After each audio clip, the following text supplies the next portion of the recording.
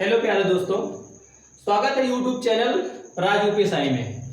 Class 12th chemistry आप विलयन chapter पढ़ रहे थे, जिसमें आपका चल रहा था विलयन की सांद्रता को किन किन विधियों के द्वारा व्यक्त कर सकते थे। इसके पिछले वाले लेक्चर में आपने पढ़ा था द्रव्यमान प्रतिशत, आयतन प्रतिशत और द्रव्यमान आयतन प्रतिशत। आज के इस लेक्चर में आज पढ़ेंगे आप मोलरता और मोललता। तो जानते हैं कि मोलरता और मोललता क्या होती है। तो सबसे पहले जानते हैं कि मोलरता क्या होती है।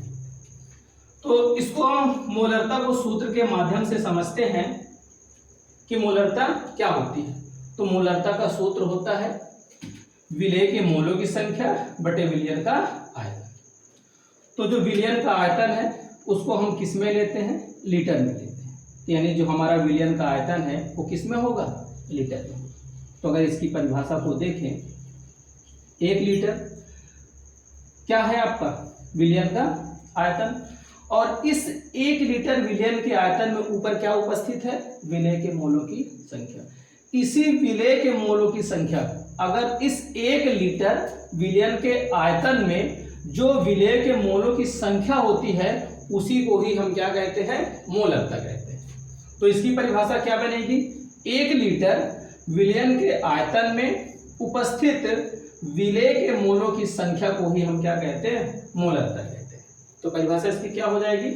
1 लीटर विलयन के आयतन में उपस्थित विलेय के मोलों की संख्या को हम क्या कहते हैं? मोलरता कहते हैं।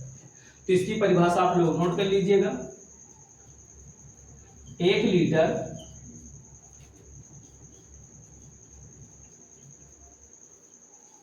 विलयन के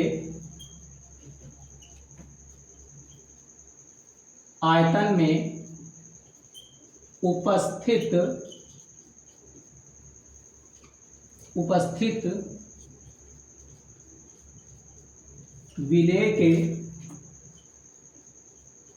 के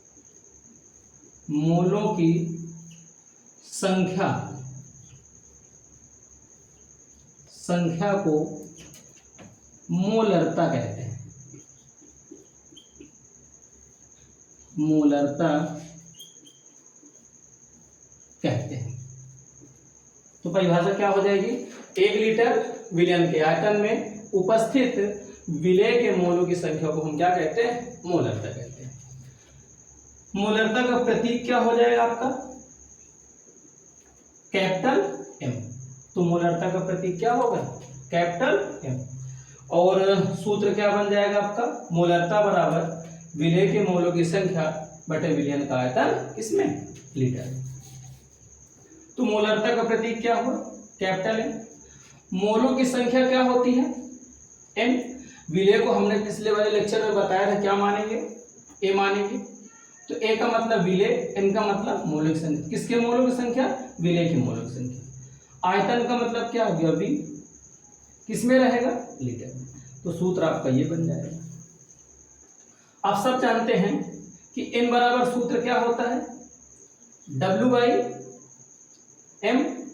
तो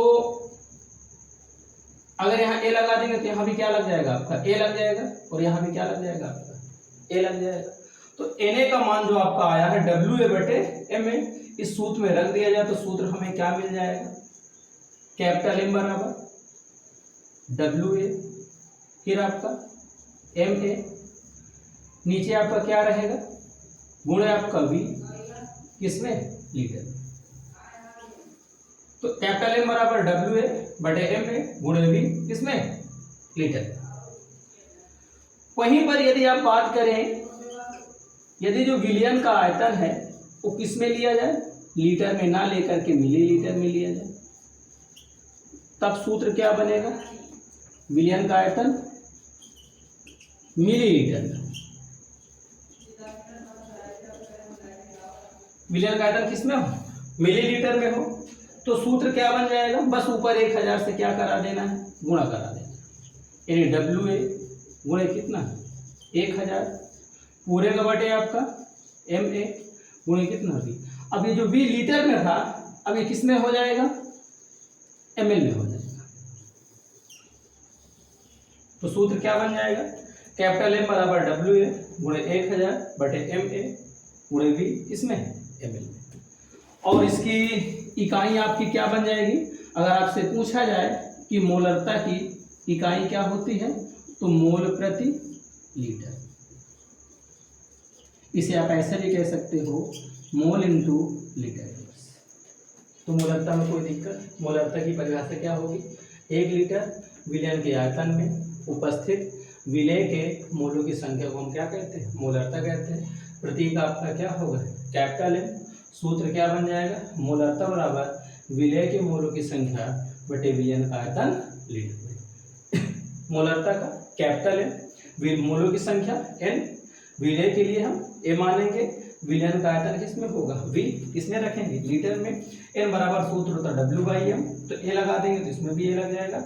इस Na के मान को यहाँ रख देंगे, ये सूत्र मिलेगा। वहीं पर यदि विलयन के आयतन को हम लीटर में ना लेकर के किस में लें, मिलीलीटर में, तो ऊपर 1000 से क्या करा देना है गुणा। और मोलरता का मात्रा क्या होता है, मोल प्रति लीटर या मोल इंटू लीटर। ठीक, तो आप समझते हैं कि मोलरता क्या होती है। मोलरता को जानते हैं क्या होती है, सूत्र के ही माध्यम से।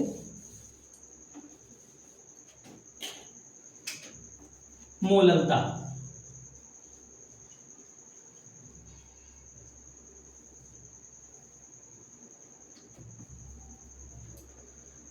मोलरता का सूत्र होता है मोलरता बराबर विलय के मोलों की संख्या बटे विलायक का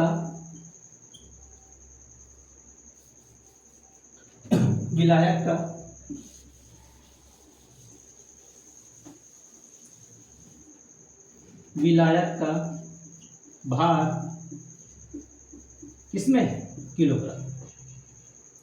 तो मोलरता का सूत्र क्या होता है, विलय के मोलों की संख्या बटे विलायक का भार किसमें, किलोग्राम में। अब इसमें जो विलायक का भार हमें लेना वो किसमें लेना है, किलोग्राम में। यानी 1 किलोग्राम विलायक के भार में ऊपर है तो क्या हो जाएगा, उपस्थित, यानी 1 किलोग्राम विलायक के भार में उपस्थित विलय के मोलों की संख्या को ही हम क्या कहते हैं, मोलरता कहते हैं। कोई दिक्कत, तो 1 किलोग्राम विलायक के भार में उपस्थित विलय के मोलों की संख्या को ही हम क्या कहते हैं, मोलरता कहते हैं। तो मोलरता की परिभाषा क्या हो जाएगी, जहां 1 लीटर आयतन था उसके स्थान पे आपको क्या कर लेना, 1 किलोग्राम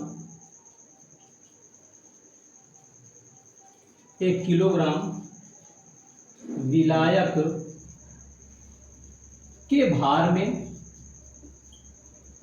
के भार में उपस्थित विलय के मोलों की संख्या, विलय के मोलों की संख्या को हम क्या कह देंगे, मोलरता कहते हैं।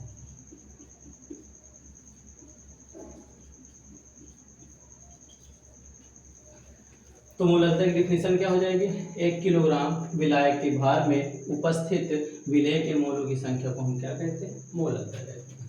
सूत्र आप फिर इसका प्रतीक क्या होगा, अगर मोलरता का सूत्र प्रतीक आपका कैपिटल M था तो इसका प्रतीक क्या बन जाएगा, स्मॉल m। सूत्र आप पहले ही जान चुके हैं कि मोलरता बराबर विलय के मोलों की संख्या बटे विलायक का भार किसमें, किलोग्राम। मोलरता का प्रतीक क्या आया, स्मॉल m। मोलों की संख्या क्या हो गई, n, विलय को हम क्या कहते हैं, a, और विलायक का भार का मतलब क्या होता है, W, और विलायक के लिए क्या माना गया था, WB। अब ये जो WB होगा वो किस में काउंट किया जाएगा, किलोग्राम में। तो सूत्र आपका बन गया Na बटे WB किसमें, किलोग्राम। फिर आप जरा देख रहे हैं कि Na बराबर क्या हो जाएगा, WA बटे कितना, Ma।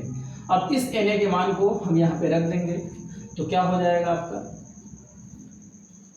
WA बटे MA गुणे कितना, WB किस में रहेगा, किलोग्राम। अब यहाँ पे जो WB का मान किलोग्राम में रखा गया है, अगर किलोग्राम में ना रख करके किस में रख दिया जाए, ग्राम में रख दिया जाए, तो सूत्र आपका क्या बन जाएगा, यदि विलायक का भार किस में हो, ग्राम में हो, तो स्मॉल m बराबर सूत्र क्या हो जाएगा, WA गुणे 1000 पूरे का बटे MA गुणे WB किस में हो जाएगा, ग्राम में। तो स्मॉल m बराबर क्या हो जाएगा, WA गुणे 1000 बटे MA गुणे कितना, WB। और इसका मात्रक क्या हो जाएगा, इसका मात्रक हो जाएगा आपका मोल प्रति किलोग्राम। तो मात्रक क्या हो जाएगा आपका, मोल प्रति किलोग्राम, या इसे आप कह सकते हैं मोल इंटू केजी इंग्लिश। तो ये रहे आपके मोलरता और मोलंतर, आप नोट कर लीजिएगा। नेक्स्ट लेक्चर में पढ़ेंगे आपके मोल्स और फिर कुछ सवाल।